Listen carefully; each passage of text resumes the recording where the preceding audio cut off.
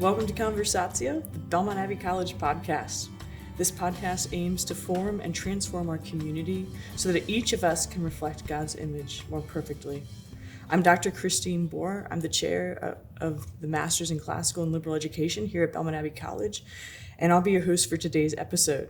I'm thrilled to be joined by Regan Long, who's a dynamic Catholic speaker, a best-selling author, and a mother of 5. Today, we'll dive into the significance of a liberal arts education and discuss the importance of raising our children and young adults rooted in truth amidst today's culture. So welcome, Regan. And if I could just give you a minute to tell us a little bit about yourself, to introduce yourself to those of our Belmont Abbey listeners who might not have met you yet. So. Yes, of course. Well, first of all, I'm so blessed to be here. Thank you so much for having me.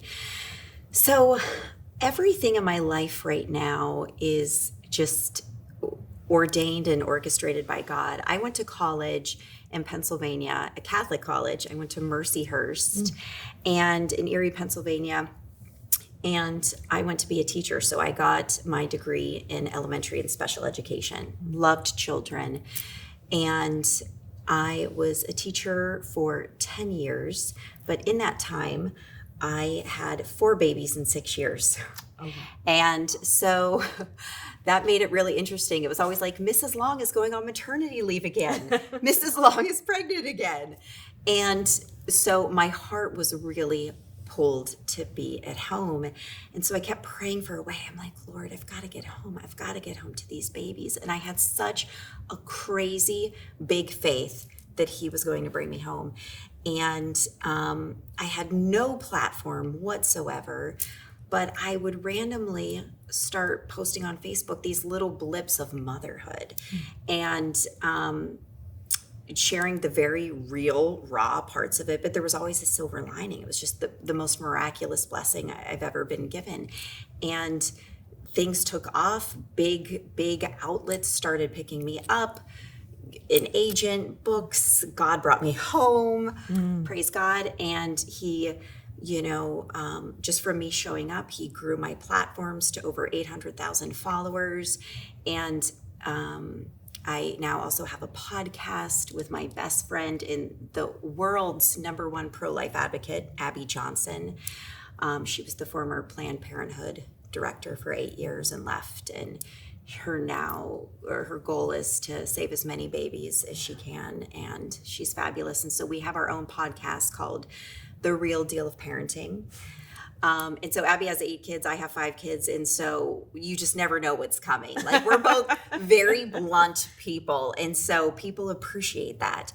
And so my 5 children and I live in the Lake Norman area, and every day is somewhat the same, but very different. Like, it just as a mom yourself, you have to be willing to roll with the punches. It's this kid forgetting their gym shoes, and this person doesn't have their basketball uniform, and this, and all my kids are athletes. And so it's writing, it's doing the podcast, it's running a business. But ultimately, I really got into this place of every single day it has to be surrendering to God's will. No matter what the big picture is, like, okay, we know this is what my career is, this is my ministry as a mother, but I have found that some days God is like, I don't want you trying to save the world, Regan. I want you to wash the dishes without complaining. I want you to fold the 7th load of laundry joyfully. I want you, that the 9th time you're cleaning up a mess, just do it with a smile. Like Saint Therese, like just finding joy in the most simple little things. And there's times I'm like, okay, but I'm going to go fight abortion and fight human trafficking and I fight just all of this evil indoctrination happening. And he's like, no, not today. Today, you're just mom. Today, you're just my servant. And so I've been really trying to be very in tune with that. Like, every morning it's like, okay, I know my plan, but what's your plan for me today? So, but that's just kind of where I'm at in life right now. So a day in the life could mean anything. Anything. Yeah, yes. Well, so let's dive in and think. I mean, just, you obviously speak a lot about motherhood. So how raising 5 children in today's culture, do you instill real a real Catholic vision and morality? yes. And how do you orient your children towards truth? Well, there's so many other competing voices. Right. And so we are, and the kids will always say we kind of, there's traditional Catholics, but they'll be like, we're diehard Catholics. Like we're the Catholics that are going to die on any hill. No, I mean, we're all very human, very flawed. But, our Catholic faith is everything. And especially raising children today in 2025, which is so scary. It's making them so cemented in the truth that when they're hit with all this evil, because we cannot keep them in a bubble, when they're hit with and we live in a very conservative area, but it is everywhere. When my daughter was in 3rd grade, she came home and she told me, Michael in my class says that he's a girl now, and so we're supposed to call Michael a she. She was, very confused, and she's like, but he's not a she. And I said, no, he's not. And I said, you need to love Michael and respect Michael and be kind for him, and we have to pray for him, but Michael's confused. And so what we do, my children will never participate in a lie. Anything, it really comes down to anything that is against God, we don't participate in. That doesn't mean we need to be rude. That doesn't mean we need to be, hateful about it, but it's standing in truth. And so for me, we always go to Sunday Mass. When the kids don't have school, we try to go to daily Mass. If they're off for some reason, we do a daily rosary together. And it's funny how that started. And this is the Blessed Mother. 5 years ago for Lent, and we're in Lent right now, I was praying, what should I give up? What should we do differently? And the Blessed Mother put it upon my heart. I don't want you to give up anything. I want you to add something. I want you to say a daily rosary. At this point, I was not doing a daily rosary in my life. And the rosary is the most powerful weapon individually and for a family. Absolutely, hands down. And so the Blessed Mother was like, I want you and your entire family to say the rosary together. Well, of course, after Lent, it's like, oh my gosh, I can't stop saying the rosary now that it's Easter. So it's been a thing. And, and my kids are normal. My kids range from 17 to 5. It's like, Ma, do we gotta say the rosary? It's like, yes, we do. Jesus carried the cross. And we do a divine chaplet. We do novenas. But it really comes down to instilling that this is truth. We are surrounded in this world by such confusion. And sometimes it's not just plain evil, but it's confusion, because we know Satan is the author of confusion and lies. And so I feel like it's constantly redirecting them. Yeah, I hear that that's going on at school. I know that they're saying this. I know that this is on TikTok, but this is the truth. And so it's just having those constant conversations, constantly praying, constantly guiding them back to our faith. I mean, that's all that you can do. Yeah. So how do you, I mean, practically, it sounds like in raising children today, you are very open to having whatever conversation comes up. You have to be. Is that how do you do that? Seems really significant to me, especially coming from a liberal arts background and leading seminars every day. How do you, when these, your daughter, okay, Michael is now married or something like that. Right, sure. And I'm sure there's a thousand other examples of that. What are the, practical ways of handling those kinds of conversations? What is your disposition because probably there's some what's going on here? Oh yeah, it's the whole gamut of questions. And so here is the thing that I told myself, because these are hard conversations. They're very uncomfortable conversations. And of course, depending upon the age of your child, you have to gear it to that age. Of course, I'm going to talk differently to my 10-year-old than I am my 17-year-old. But if you as a parent are not going to have those conversations with your children, someone else will. And that someone else, more than likely, is going to have possibly a different faith than you. They're going to have a different opinion than you.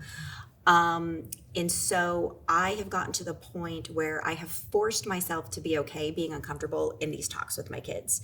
And it's like, ask me all the questions, because otherwise, even if they don't go to another person, they're going to go online. They're going to go on TikTok. They're going to go on YouTube. And every single platform is indoctrinated everywhere. Every facet is indoctrinated now. And so it's really, I mean, even the sexual conversations, and even from just a traditional biblical standpoint of waiting for marriage. And it's even when you have all this faith in yourself that, okay, this is how God has set it up. God has created it, that sex is for a husband and wife. It is for the sanctity in a marriage.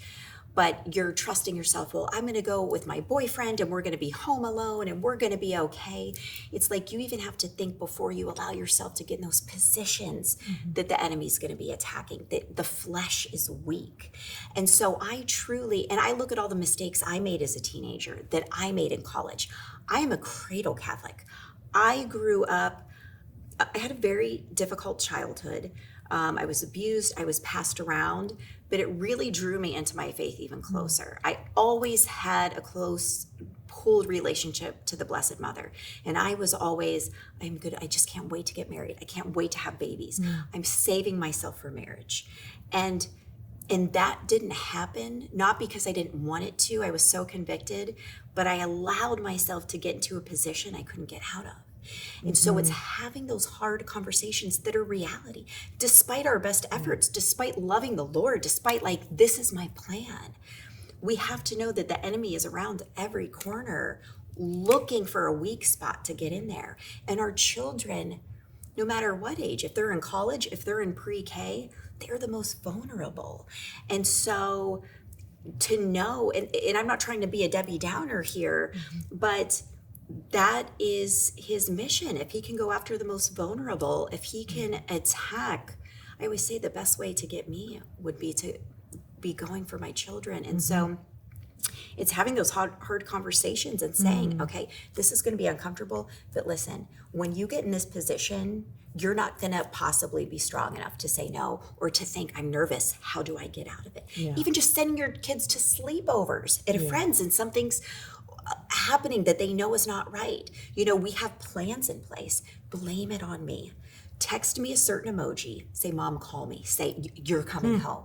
So it's really, and it can be exhausting. It is exhausting, but it's having that open dialogue with your kids for all the possibilities of things that are happening every day today in 2025. Yeah, so it sounds like, I mean, just what I'm hearing is that you're saying continuing conversations with your children about the most important things, however they come up.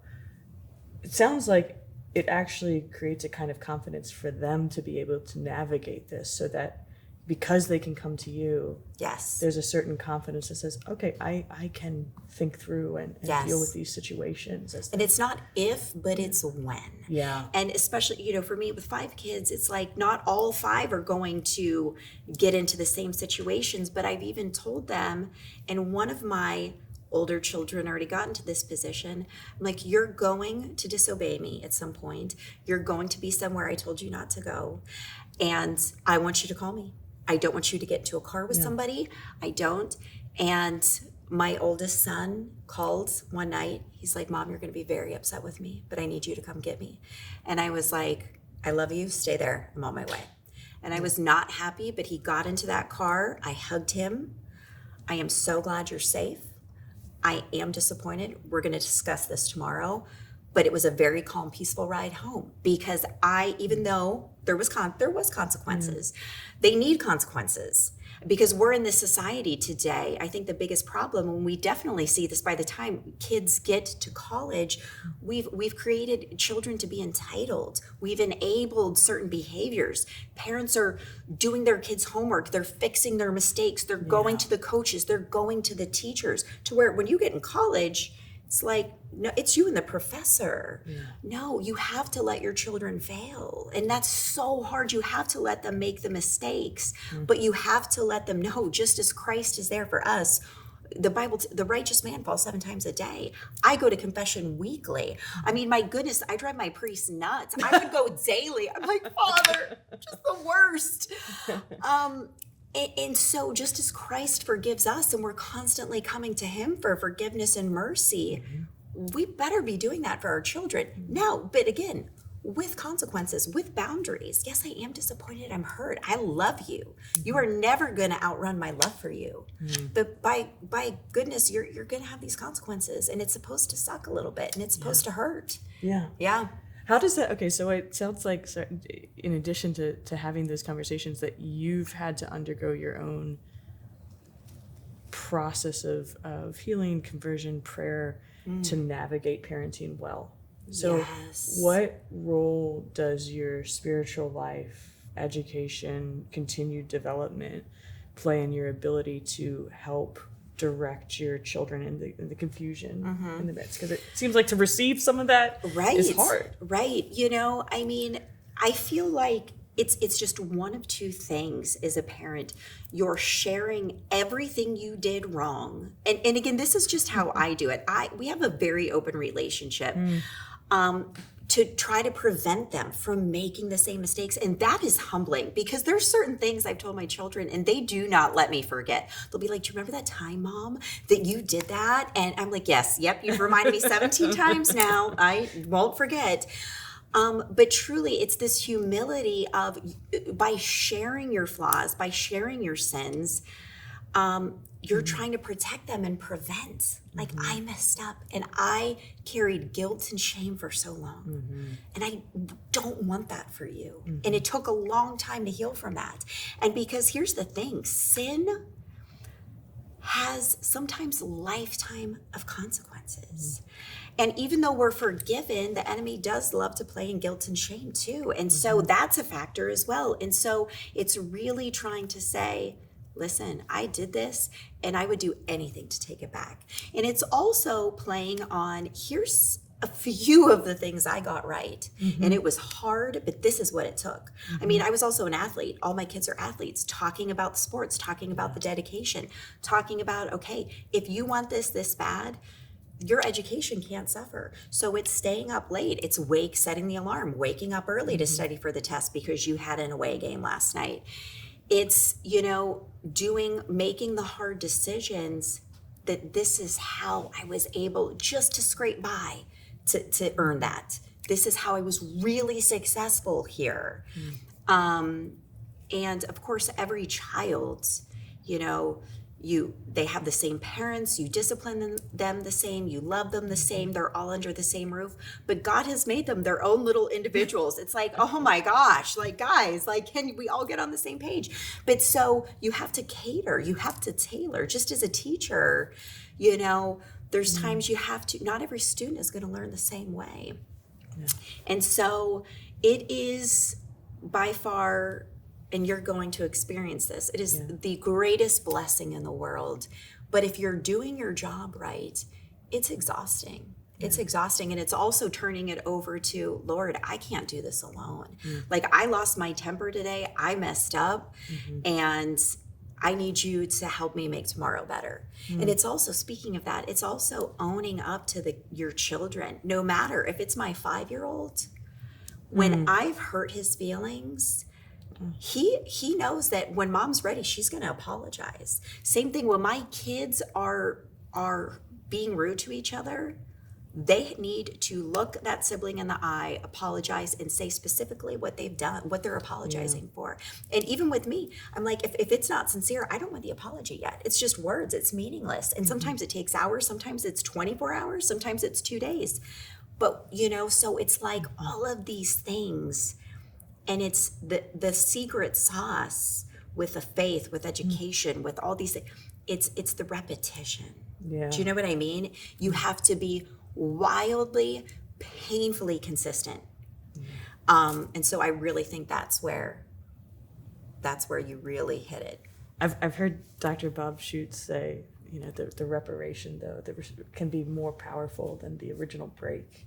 With these things, and that just sounds something like something you do well. And Well, I think I fail at it, but I really do. I mean, and if you ask my kids, they'd be like, "No, she does. She gets this all wrong." But I try, and I keep showing up, and so I think it literally is. It's just failing forward. Yeah. You know, seriously, as you're like, "Oh my gosh, as I'm about to bring this baby into the world." No, but it's fantastic. Yeah. Well, tell me a little bit about how maybe your background in education and your, thinking about what kind of difference a liberal arts education today makes for helping raise children who are sort of able to be oriented towards the truth and able to sort of grow into independence, maybe, as it sounds like that's part of this. Yeah. Well, and so anyone who has followed me over the years knows I'm extremely blunt. I am brutally honest. And so, when y'all had reached out to me and these were kind of the topics in liberal arts education, I was like, am I the person they want to talk about this? But trust me, I'm going to wrap this back around really good. As everyone's like, cut. I think what's very scary for me, and I've been very outspoken, across the country, so many colleges, we are seeing, even Catholic colleges, even Christian colleges, but especially Catholic colleges, we're seeing them fall short. We're seeing them turn woke. We're seeing them fall for the lies of just loving people in their mental illness, loving them in their lies. And when I'm seeing some stories, and I've had parents reach out sharing stories, this was my child going into college and this is them coming out and they're a different person. It's horrifying. It's scary. It is very scary. And so this is where it comes back to our job as a parent is to instill that truth that we could send our children anywhere and they are going to stand their ground. My children, my youngest is at a Catholic school. My older four are in public school, not by my choice. Good to say that. However, I had a principal call me. My 10-year-old was going up against another little girl, and this little girl, and you get everything from at home, right? And she was talking about, well, we're voting for the person where I get to keep my rights. And this is a 10-year-old little girl. Oh. And Kelsey's like, my daughter, your rights? What do you mean your rights? My right to choose. And my kids know life begins at conception. And so, and Kelsey's my little tomboy, and it's almost like she's like, all right, here we go. So she's like, abortion is murder. It is, you know what I mean? So my kids, no filter. No We're going filter. for the jugular. And so the principal called and she's like, well, I adore you, Regan, and your daughter, and I agree with you. We do have to tone it down a little bit. Like the other children were like, murder. But I'm so proud that despite my children being so flawed, they're so rooted in truth that they can handle, for the most part, these environments that they're put in. However, that being said, when I was introduced to Belmont Abbey College last year and I drove up on the campus, I got chills. There's just something so different about it here. And everywhere you turn, you don't just see Jesus, the presence, but you feel it. And that's extraordinary. And I find no matter what business or institution or campus I'm walking on, it's hard to feel that today. It really is. And there's something different about here that it's like everything that can be offered that's going to set you up for success, that's going to, we were just talking before we started recording about, as I'm preparing my 17-year-old, she's like, Mom, how am I supposed to choose what I'm going to do for the rest of my life? And we were talking about children, well, they're now adults, when they're 18 and they're coming here, I still will look at my kids as babies, sending them off, it's giving them a program. It's like, okay, you're not yet sure what you want to do with the rest of your life, and that's okay. But giving them these options to find their God-given talents and interests. Like, I came here to study this, and I took a few classes, and I know this is not for me. And again, with the presence of Christ everywhere, and just stirring in their heart, it's like, okay, what am I supposed to do? And then finding that niche, finding that connection. This is what I'm being called to do. I think that's something so special and so incredibly rare today that sets Belmont Abbey apart. I mean, I think in a very elite category across the country, that is like, this is just the diamond in the rough, you know? And when you want to send your children somewhere, I think you have to pray about it. You have to really look into it, because it's not just going for an education. It's not just, okay, this is where you're going to set yourself up for success in a career. This is also a tipping point. This college can make or break you.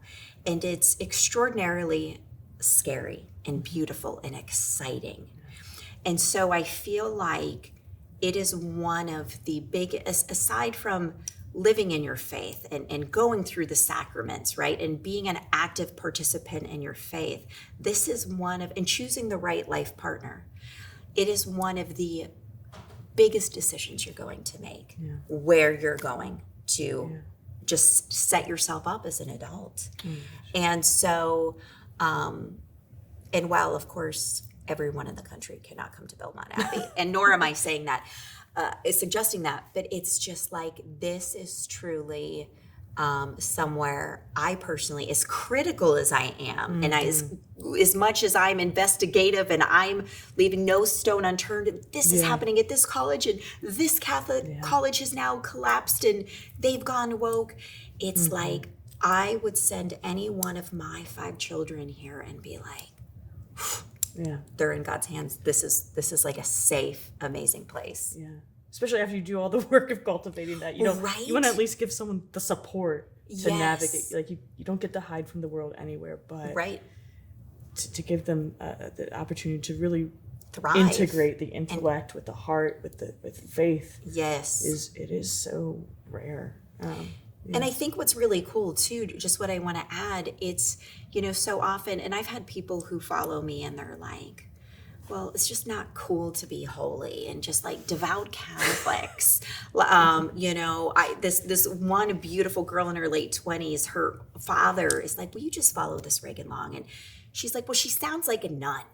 She sounds like she's and hardly am I a nun, but she was following me. And it's like, same thing when you're on this campus, although you see Jesus everywhere and you can feel his presence.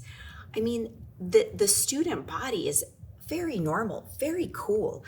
Like, the sports are incredible. My daughter's in soccer, and we were like checking out the stuff. Like, so there's just so much to offer. And so I think people can just get wrapped up like, well, I just don't want it to be too stuffy and too that. And it's like, that's what's beautiful. It's just the whole picture, that you get everything here. And you just, where can you really send your child where they're going to get all of that, It's a great question. Right? I mean, to be continued. We don't know. No, right. No, I think it's great. Well, that sort of segues into another question I had, just the importance of community on this journey. And obviously you have a very popular podcast with some unknown name out there, Abby Johnson, Right. But just to think about maybe the role of community in raising your children, in building up culture, in continually searching for the truth. What role does community, friendship, the life in the parish, the life of the school, what does that play as you navigate these waters? I mean, it's huge, because again, like I said, we can't keep our children in a bubble. So you're constantly sending them out in the waters amongst sharks, right? And so, to put it mildly, everyone's like, wow, this woman just really doesn't sugarcoat. Is you're sending your children out among sharks. No, community is everything. So I think it's like choosing your community wisely. I always say it, and my grandmothers would always say, and you're going to notice this soon when you have this sweet little miracle. It takes a village, whether it's neighbors, whether it's people from your parish, whether it's coaches, whether it's moms in the carpool, because I can't be in 4 places at once. And so it's really embracing that community, but you have to be selective. Again, going back to, and this is just the brutal reality, the times we live in, and some of these horror stories that come out, you have to know who your children are around, and you have to make just the best decisions. You have to have that discretion, but especially when you're leaning into people in our faith, and you're leaning into the church, and you're leaning into the values. And again, for me specifically, it's a total reliance on the sacraments. Like, I notice when I don't have the Eucharist daily, my day's off. Even if it's slightly tweaked, it's like, it would have been better if I would have gone to Mass, if I would have received our Lord.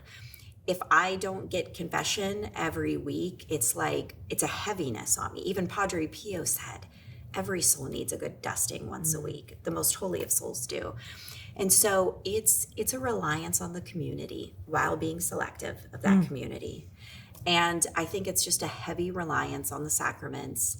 And like I said, I'll go back to it, just the repetition and the consistency of just everything. And again, sometimes my kids are like, we know this.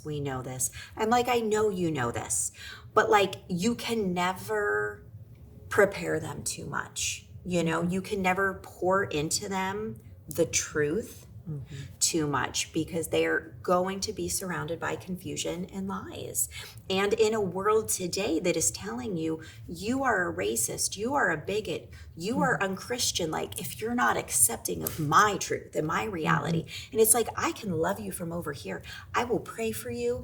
I am not going to attack you, but I will not participate in your lie. And neither will my children. I'm not going to participate in that false reality that the enemy is perpetuating. And so its community is huge. It's monumental, but the selective community. Yeah. Well, I think by way of wrapping up, bringing a baby into the world in a couple months. So what kind of advice would you give to me, to other young parents bringing in children into this world that you've been navigating for a while now of motherhood? What would be the one thing necessary that you would say to me that you wish someone had said to you? Gosh, so many things are going through my head. But I feel it's this. Aside from, and I feel like this is always the first answer, you have to keep Jesus at your center. You have to not allow excuses of, for instance, all of my children were born on a Wednesday, Thursday, or Friday. I was at Mass with them that Sunday, not like the following Sunday, like a couple days later. And not because I'm trying to be some hero, I'm having a difficult time walking. But there's no excuse. Look, God gave me his only son. Look what Jesus did for me. I can show up to Mass. It's knowing the non-negotiables.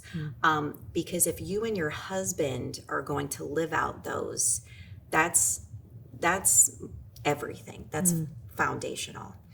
But also, I think, again, and we were told this, we were warned, the last and final and greatest attacks is going to be on marriage and the family. Satan hates marriages. He hates holy marriages. He hates marriages and families that have Jesus at their center. So the attacks are going to come. But I think and I wish someone really would have instilled this into me,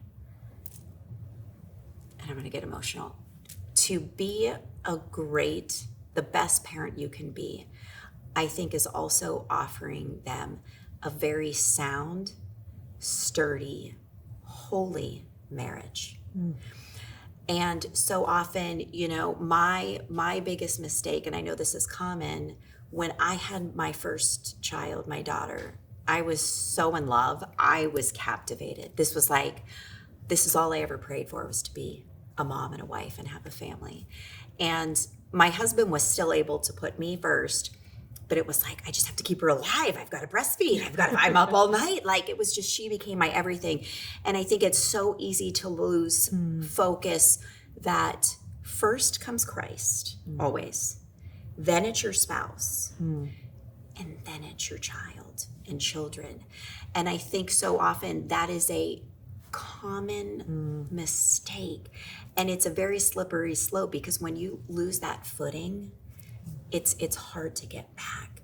And one of the best gifts you can give your children, whether God blesses you with 1 or 12 children, one of the best gifts is a holy, happy marriage and a sound family. And I feel like when you not just provide them that, when you show them that, that's what you have, that's ultimately the greatest gift you can give them. Wow. Your husband's gonna thank me later. He's gonna be like, replay that clip, honey, when you're tired and you've been up all night. Remember Jesus, then me, the baby's number 3. I'll be sure to show him this. Right. What did that Regan Long say? That's beautiful. Well, thank you so much. Yes. So, I guess as we conclude, thank you to our audience for joining us, and thank you, Regan, so much for being here today and for your wonderful advice and conversation. And if you enjoyed this episode, follow us wherever podcasts are available. And until next time, God bless. Thank you.